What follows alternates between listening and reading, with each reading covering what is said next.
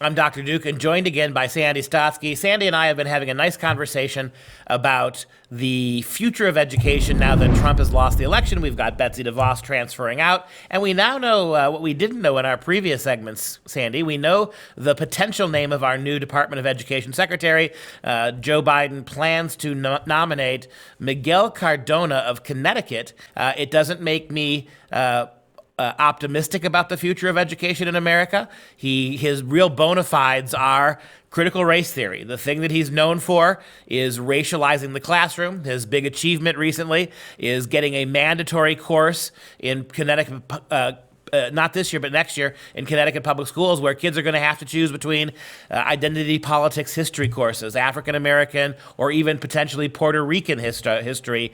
And we know the more of that they're taking, the less actually significant American history they're studying. That's right.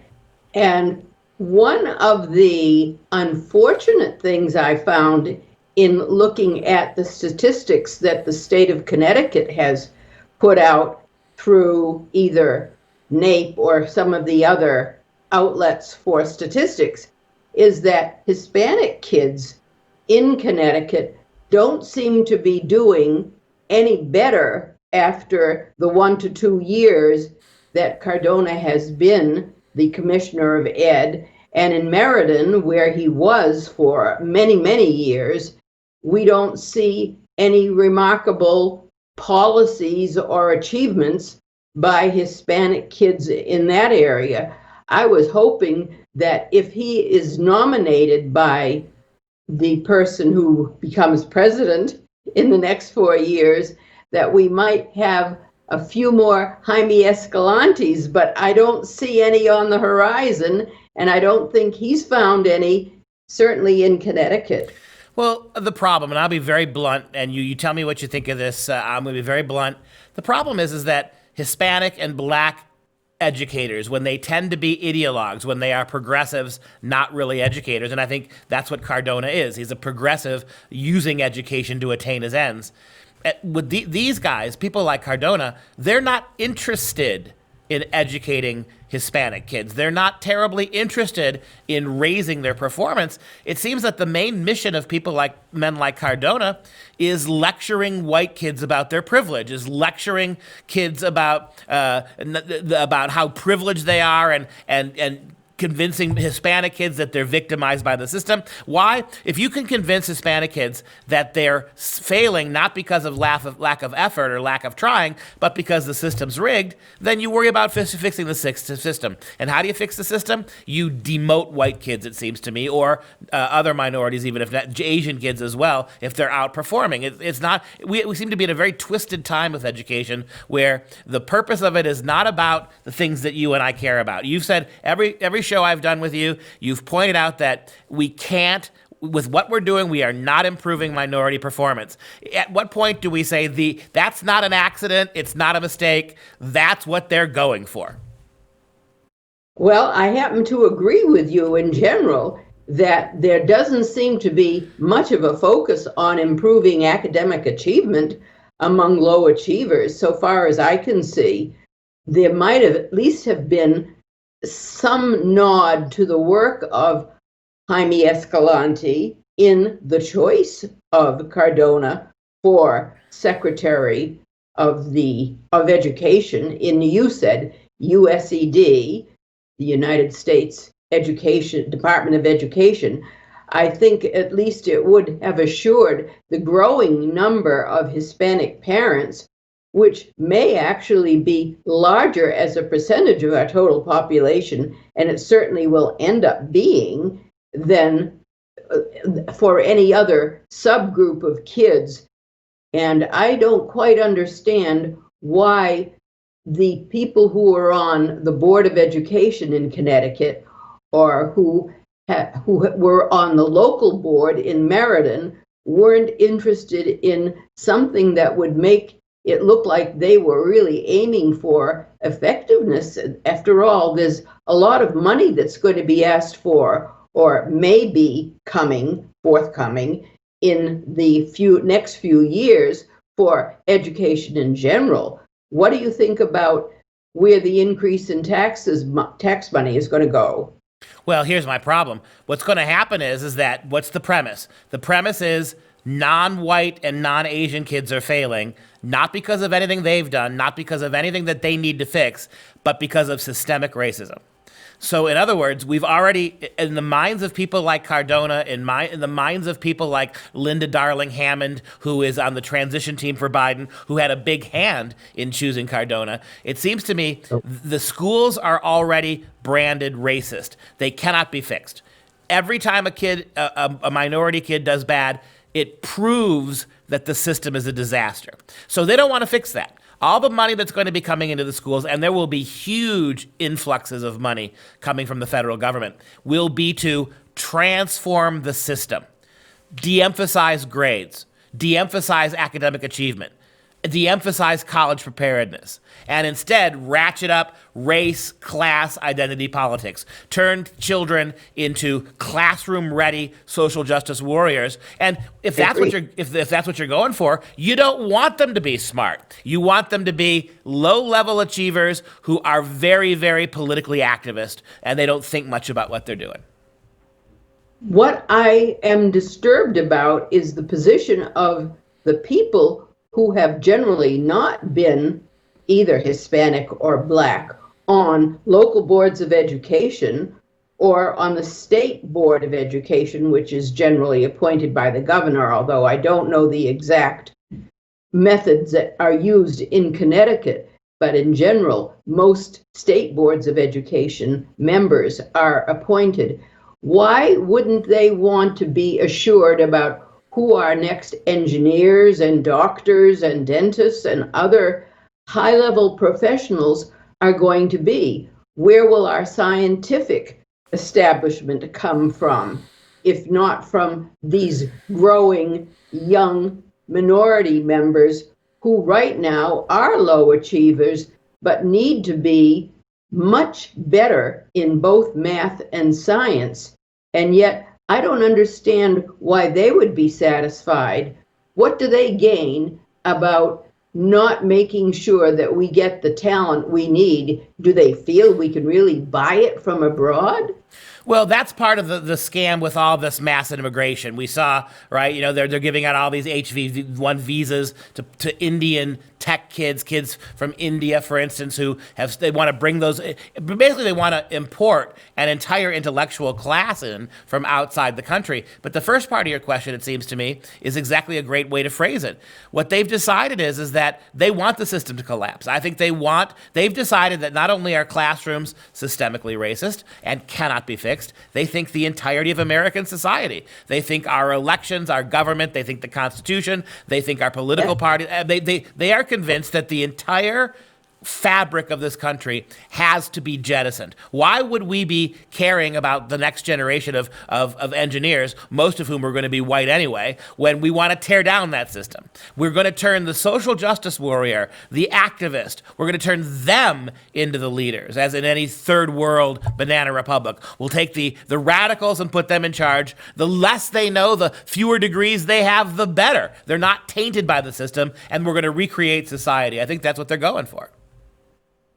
The problem, one of the many problems I see, is that the guilt that has been imposed upon non-Black and non-Hispanics in this country is not going to be felt by the Indian Americans who come from India, or the Asians who come from China, Japan, the Koreas, who come to this country. They will have no sense of obligation because they weren't involved in whatever this notion of our original sin being slavery is now being propagated and taught in many, many high schools around the country, or in K-12 altogether. So why should these imported intellectual class that you rightly refer to, why would they care about those who are truly being left behind? Well, I don't think they will care, but by that point, I think they're settling on an intellectual class that at least won't be white, right? That as That's non-whites, true. the implication is they'll be more reflexively sympathetic, not just to black and brown skinned kids, but to the Democrat Party as well. Let's not forget that the movers and shakers of much of this policy are progressive Democrats, right? And it's amazing to me how many white liberal Democrats still hold power at the national level. For all this social change, they're not giving up the power. They're just transforming everything below them. And so to me, that's a real caliber issue. Let me ask you why we got time left, though, too. I think we both agree, if not in the details, certainly in the larger picture of where we're heading.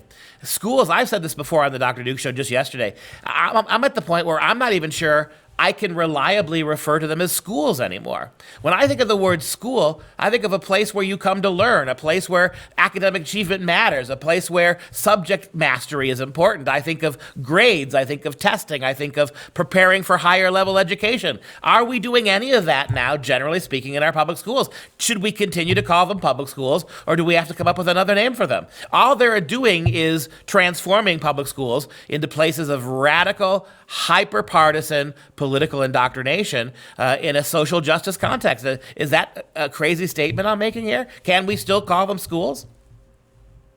I agree. They will not be called schools, and public education will eventually disappear as the burden of local taxation, which it has been, and it still is to this day, about 45% of the cost of public education at the local level, which is where it takes place, is paid for by local taxes. The rest will come from, right now, it comes from state and federal resources, but that's going to dry up as more and more people come to feel that their tax money is not being used for educational purposes, but to hang them, in the sense that this is what Lenin talked about with the noose, that the middle class would provide its own noose for getting rid of itself.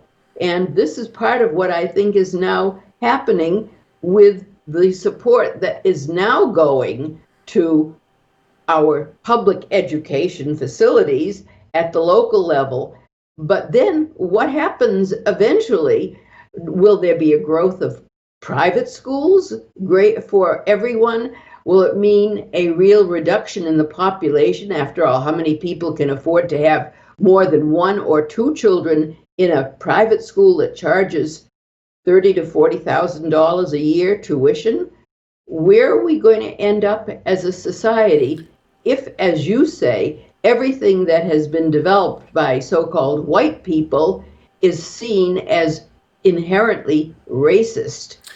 Well, I see it going this way, Sandy. I think that down the road, we already know they've got their eyes on homeschooling. If they can't ban it yet, they can regulate it. If they can't regulate it yet, they could suggest homeschool visits and all sorts of state visits. We're moving down that path. And many of you pointed out on the show earlier, the other day, many of our private schools have already sold out to the social justice methodology that's taking place in the public schools. I think what's going to happen is, you're right, the money's going to dry up. What we now call public schools will be the burden exclusively of the federal government. And what's going to happen is schools, they may not formally change the name, but schools will cease to be schools as we know them, and they will become, for lack of a better word, status programming centers, right? For statism, for the idea of wedding children to statist ideology, which at that point is going to be increasingly Marxist. That's where we're heading. If we can get kids, because you brought up Lenin. This is exactly what they do in Soviet schools, right? What they did this in Nazi Germany. Take the kids away from the parents, neutralize any form of schooling except state-administered schooling, transfer that schooling away from achievement and individual success, and make it about collective identity. Except that one of the big problems will be, where do they get teachers from? Schools will still need adults, teachers, who will impart whatever it is they are supposed to impart, because their salaries will depend upon how they are evaluated for what they do with their students in their charge. And that is where I have been putting a lot of energy, because I know that was what we in Massachusetts were able to accomplish, because we focused so much on raising what we expected of teachers. But there will still have to be teachers, and I don't see any effort to make sure that the teachers are going to understand what they are supposed to do in this brave new world that you're talking about. Well, I can tell you what's happening at my university. At my university, the education department is pushing hard to remove all subject matter learning from what they teach kids. The Department of Education no longer wants to be teaching English teachers or math teachers or history teachers. They want to teach exclusively a course in ideology. They've told us they're trying to cut the English and math department off. When you say we need teachers, maybe if we remain schools, we will require teachers. If we become apparatus of the government, if we become programming centers, you don't need teachers, you need true believers. And so look at what's happening with education. And I think you see this yourself. To what degree has education programs in big state universities become less about teaching competency, history, effective teaching of subject, and how radical have they become as sites of dismantling racism, doing away with systemic racism, striving... Certainly focused on skills. That's right. We've seen that. Skills has been the way to dodge subject matter knowledge. And it's not called knowledge and skills, it's simply skills. But we will still have a problem that in order to get good teachers, they will need to know what it is they have to do in order to please whoever is paying for their salaries. And I don't know how these people will be able to maintain the burden of showing that the kids they are in charge of are learning those skills of some sort, because accountability is going to be there always. Well, I don't know. They've already pushing to get rid of grades because grades are arbitrary and they're class-based and they discriminate. Other forms of accountability. They're already pushing to get rid of testing, right? National testing, local testing. They want to get rid of GPA programs and honors colleges or honors programs. They want to dismantle the class ranking because that's socially unjust. So, I think subject-oriented teaching they will get rid of. Exactly. But not the performance assessments, which will be called the substitute for subject-oriented teaching.